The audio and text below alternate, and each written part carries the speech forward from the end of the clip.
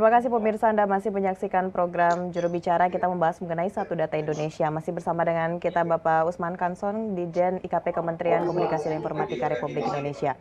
Baik, Pak Dirjen tadi sudah menjelaskan kira-kira hal apa saja yang akan kita dapatkan nantinya setelah penerapan Pusat Data Nasional atau Satu Data Indonesia tersebut. Namun sejauh ini tentunya kita juga ingin tahu Pak Dirjen, upaya apa yang telah dilakukan oleh pemerintah untuk mewujudkan Pusat Data Nasional ini, Pak? Ya, jadi ada 4 langkah ya yang sudah kita rumuskan ya, dan untuk kita ambil langkah konkretnya. Yang pertama adalah penyediaan legislasi, dalam hal ini undang-undang dan turunannya. Kita tahu bahwa kita sedang mendorong diundangkannya rancangan undang-undang perlindungan data pribadi. Nah, ini akan menjadi salah satu ya regulasi untuk pengadaan atau perwujudan dari pusat data nasional. Ini berguna untuk memberikan kepastian hukum bagi para pemangku kepentingan yang terlibat, ya terutama kementerian dan lembaga di berbagai sektor.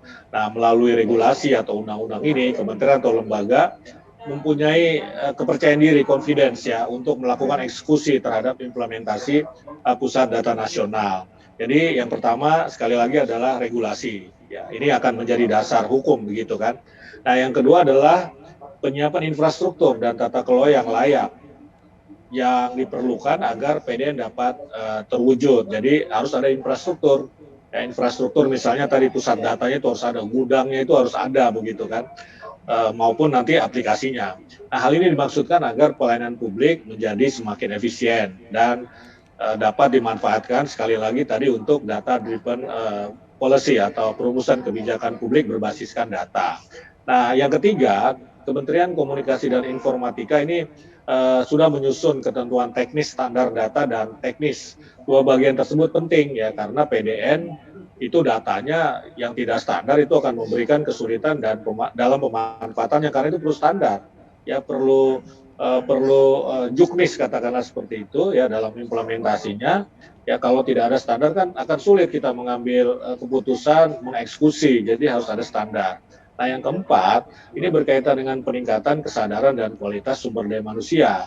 Jadi semua pihak harus aware dan mampu untuk melakukan eksekusi. Ini meliputi metodologi, proses, budaya, dan pusat data nasional dan pemanfaatannya. Jadi di bagian keempat ini sebetulnya terkait dengan edukasi, ya, edukasi untuk membangun kesadaran publik maupun edukasi untuk meningkatkan kualitas sumber daya manusia di pemerintahan yang nanti menjadi wali atau pengampu data. Nah, kira-kira 4 langkah itu yang diambil oleh pemerintah. Baik, berarti sejauh ini bisa dikatakan bahwa pemerintah benar-benar mempercepat untuk mewujudkan Satu Data Indonesia ini. Nah, sejauh ini Pak Dirjen dengan lebih dari 20.000 aplikasi yang ada ini Pak, yang dikelola juga oleh berbagai pihak, tentunya ini akan mempersulit atau memperlambat terwujudnya mengenai data tunggal nasional tadi. Nah, kira-kira hal apa yang dilakukan oleh pemerintah Pak untuk dapat meminimalisir hal tersebut, Pak Dirjen? Iya, tepatnya itu ada 24.400 aplikasi. Ya, ini tidak efisien begitu kan. Tidak efisien karena dia membutuhkan anggaran yang besar. Sampai Ibu Sri Mulyani Menteri Keuangan ini kan sudah mengungkapkan hal itu ya, tidak efisien. Jadi membutuhkan anggaran yang sangat besar untuk mengelola 24.000 lebih aplikasi. Nah, aplikasi yang digunakan pemerintah ini selain banyak, tetapi bekerjanya sendiri-sendiri. Jadi interoperabilitas apa tadi itu, saling terkoneksinya itu, ya interoperabilitasnya itu tidak terjadi karena masing-masing bekerja sendiri. Tadi kan baru 3% yang ada di cloud kan begitu kan? Ya selebihnya bekerja sendiri-sendiri. Nah sehingga ya tidak bisa terintegrasi, tidak bisa pakai misalnya, saling memakai data itu begitu. Kalaupun memakai harus ada prosedur pengajuan misalnya, jadi birokrasinya malah lama begitu. Nah oleh karena itu kita memerlukan apa yang kemarin oleh Menkominfo begitu disebut super apps, ya aplikasi super begitu untuk memudahkan komunikasi lintas instansi agar terintegrasi dalam satu sistem yang sama. Nah, Super Apps ini bertujuan juga untuk mencegah duplikasi aplikasi-aplikasi sejenis dari berbagai kementerian atau lembaga. Oleh karena itu, perlu kerjasama dari setiap sektor pemerintah dalam mewujudkan ya super apps yang handal dan terpadu.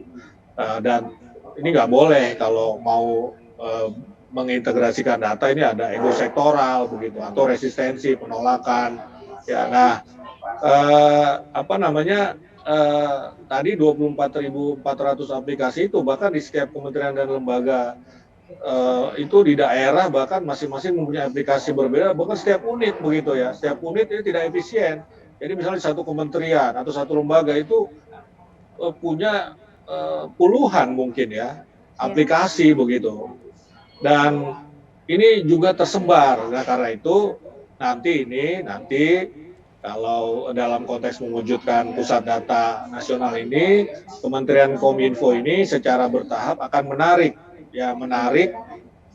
ke 24.400 kurang lebih aplikasi tadi ke dalam super apps. Berangsur-angsur kita tarik dan bersamaan itu kita tutup ya aplikasi asalnya.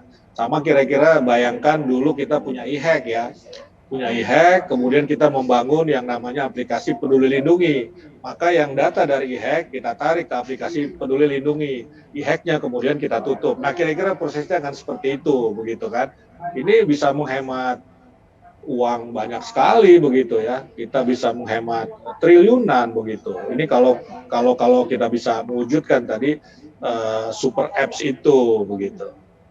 Baik, berarti super apps ini menjadi jawaban dari aplikasi yang sangat banyak ini yang dikatakan tidak efisien begitu Pak ya, dikelola sebanyak ini aplikasi. Namun pemerintah telah melakukan beberapa hal, salah satunya adalah dengan nantinya mewujudkan dari super apps. Baik Pak Dirjen, setelah jeda kita akan lanjutkan dialog mengenai Satu Data Indonesia, namun kita akan jeda pariwara sejenak.